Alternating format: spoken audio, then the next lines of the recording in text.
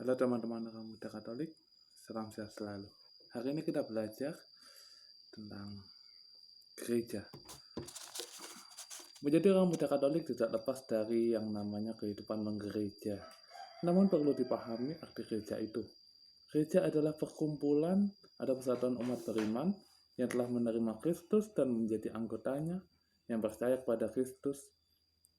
Dan kita sebagai orang muda patut menyadari bahwa tanggung jawab dalam hidup menggereja dalam bidang apapun itu menjadi ciri khas hidup sebagai orang beriman yang telah menerima sarana keselamatan melalui sakramen. Hal itu dituliskan demikian: partisipasi umat beriman tersebut mengandaikan adanya pembinaan liturgis dan persiapan perayaan liturgis yang memadai.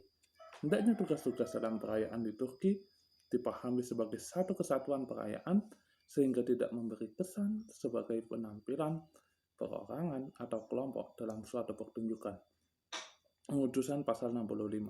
Kegiatan liturgis Sacrosanctum Concilium 11 Kanon 835, 837, 839, 897, 1093 yang dimaksudkan adalah dalam pelayanan yang berciri khas liturgi, kita orang muda perlu menyadari sungguh betapa mulianya kebersamaan sebagai umat Allah yang dikasihi dan juga menjadi sahabatnya, karena masih diberikan kesempatan untuk melayani Tuhan dan sebagai usaha kita sebagai orang muda untuk memperkaya dan mengembangkan hidup rohani kita.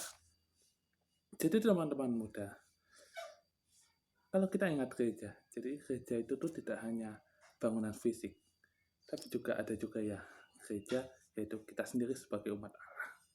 Dan selain itu juga gereja itu bisa memberikan yang namanya suatu gambaran keselamatan.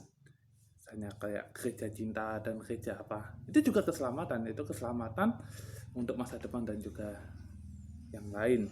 Jadi barangkali kalau memang ada suatu pendapat mengenai gereja, bisa disampaikan di kolom komentar.